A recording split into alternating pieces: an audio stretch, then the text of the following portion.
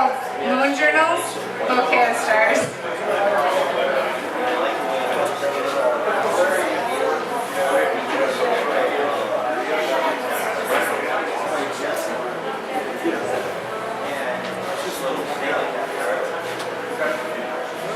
The moon lights the waves.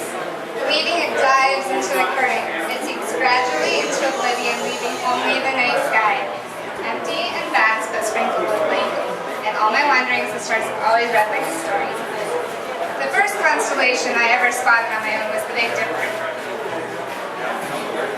Sitting in planetariums as a kid, they showed me how it was a great bear headed north, but I never really saw the bear. Sitting out on the rocks by the ocean, Lorna explained to me how it was a canoe sailing fast in the lead of a race. A bear or canoe both would have been fitting. Either way, I was about to leave the mountains to navigate the strange forest on the other side of the country. I was only 10 years old. It was my last sleepover with my oft-times overly dramatic friend, Ashley Stonebreaker. We sprawled out on the trampoline in the backyard, giggling and not at all falling asleep. The sky was as vast as I thought were the days of our childhood. We searched the stars, making up our own constellations and stories. But the summer night breeze grew chilly as I thought of my mom's unsettled voice on the other end of the line. She called to tell me to stay the night at Ashley's house, even though that was already the plan. My mom probably just wanted to make sure I was okay. She hadn't told my dad we were moving, and he had just found out. Apparently he didn't take it so well. He tried to hit her with his car. My mom had called the police and all. You'd think she'd just tell Ashley's parents to keep me there, but like my dad, she wasn't really thinking. She just wanted to make sure we'd all be coming with her.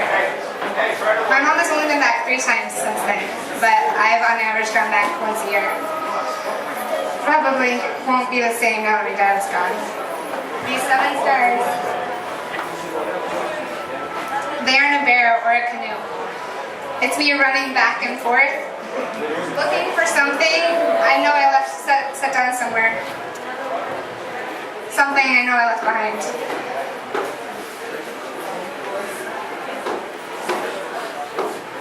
After I moved, the summer nights were never again sufficiently dark to search the stars, until one magical night complete with dragons, fairies, and castles. Dan and I had hidden a turret of the wooden play structure.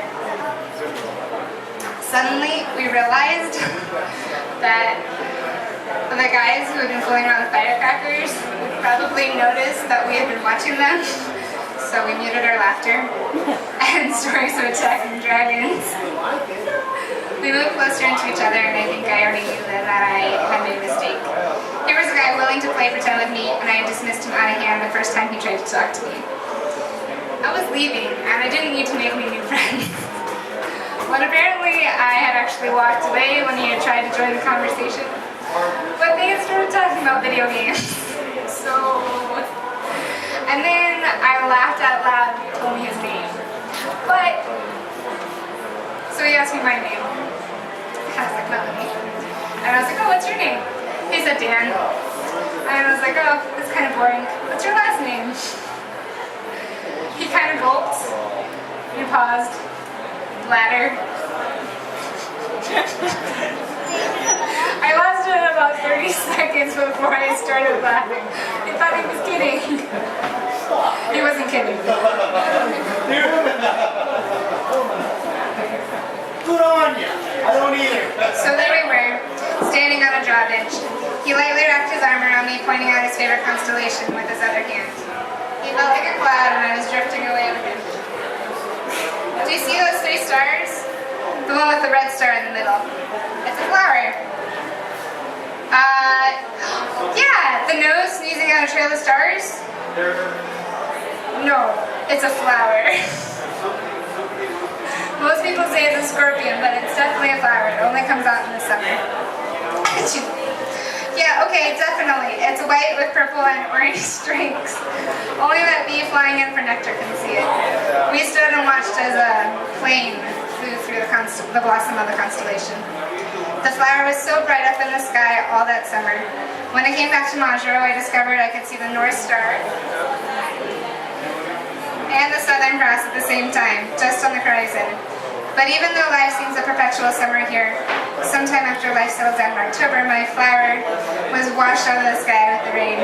I'd come back thinking I could have my northern and southern stars at the same time, but I lost that flower by wandering.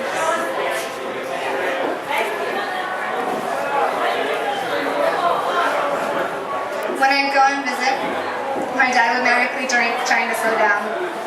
He nervously drank when I wanted him to meet Dan. I got home, and the place was so filled with smoke I thought it was on fire. He struggled sometimes to get himself out of bed. He smoked too much. He'd give me a hard time about lentils and vegetables because I didn't eat meat. And he'd give me directions around a city I didn't really know anymore.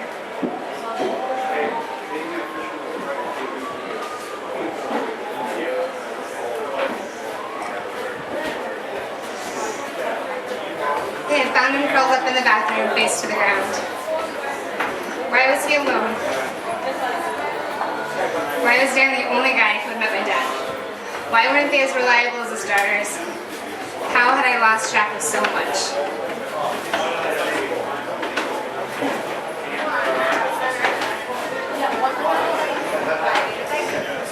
I was me by when I got the news. I couldn't keep myself from calling Dan even though I hadn't talked to him in a couple of months. I knew he probably wouldn't get my email because he doesn't ever check his email. And he doesn't answer his phone very much either. But I had never called during the daytime every day for an entire week before. He couldn't at least check his voicemail to see if something was wrong.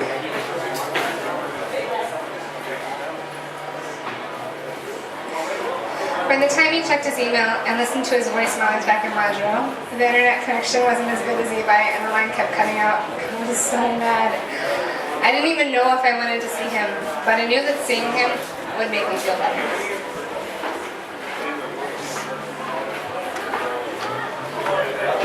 So I got back there, and it was a really stupid fight. My sister had been talking to the police officers and doctors and funeral home all week. But I hadn't slept in 36 hours. She called me spoiled, and I called her insensitive. She left me on the side of the road in the middle of nowhere, and I only had on a light jacket and sandals. And it was March, and I was freezing. I thought I'd recognize Dan's car, but no one was there. I wandered around the parking lot for a while. The last time I had seen him, my dad was telling us that we should get married. This was my dad, who was always telling me not to rush things, who was always telling me that I had more time, who was telling me that my grandma didn't get married until she was 30, so I didn't have anything to worry about. But maybe he just knew there wasn't that much time anymore for him, maybe. Or maybe he just knew that something was right. But I just didn't know about Dan anymore. Something we lost track of while I was wandering halfway around the world.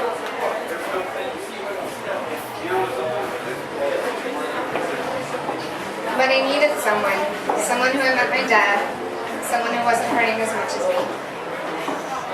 And he had been waiting inside the lobby for me. Where do you want to go? Dan asked. I wanted to go to this park I used to go to with my dad, Tanner Park, when I was little. There's a place where there's all these boulders and I climb all over them. It kind of reminded me of The Princess Bride, with the giants fighting. But I changed my mind. Drive to the avenues, not to the park you took me to last time, but the other park. My dad had picked out this park last 4th of July to watch the fireworks. We ran to the top of the hill. Here, this is the place. And we sat down. Instead of stars, city lights, instead of a castle in the warm summer evening, there was a circling merry-go-round in the cold, cold night. I was still confused, but I did feel better. Once again, I found myself lost, and I looked to the starry story at myself. I stepped outside of my house, the ocean crashing on my back, a cluster of 7 stars in the north, a 4-star shape in the south, to my right, with the 2 constant constellations visible on the periphery of the horizon, with the whole school of life scattered before me. The stars were awash with the lavender peaks of dawn, and straight ahead, like a flower left on my doorstep for me to find, there was a burst of a flower and the trailing curve of stars below. The stars are the same everywhere I've gone, but the stories are different. Is it a poisonous scorpion sent to bring down the ego of a mighty mature hunter, or is it Timur sailing ahead fast, leaving Jambo the youngest to calm the aftermath of the stormy sea? No, it's a flower. A dusky purple on the edge of sunrise, as a promise that what was lost now is found.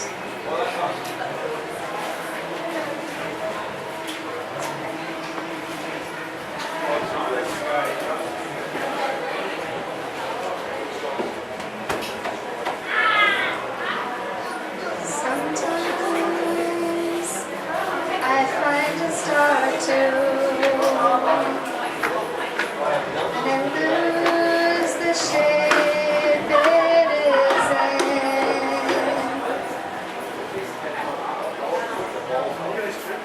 Sometimes I have a friend or two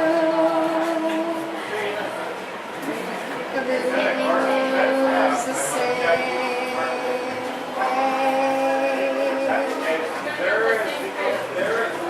And if I search the skies again, it's just not the same. I make mistakes, just like everyone. I hope someday I won't have to lose anymore.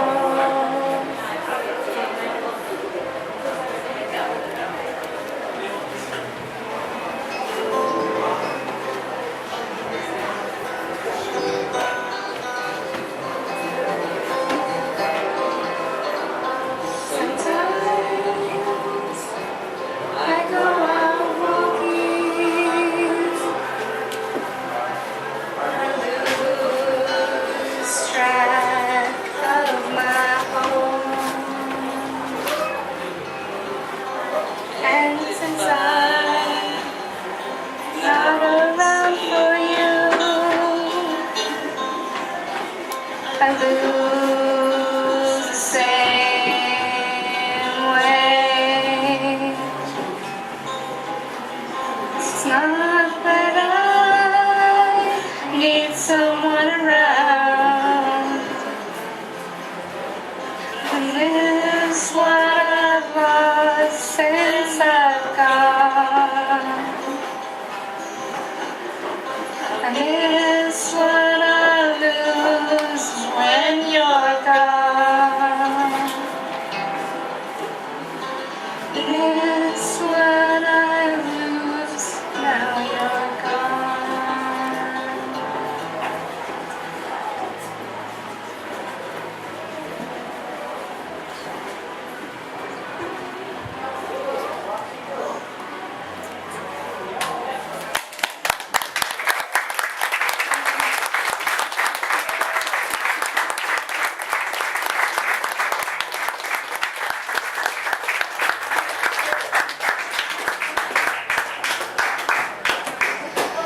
Alright, I think that Tommy's out there somewhere in Asia, Matu.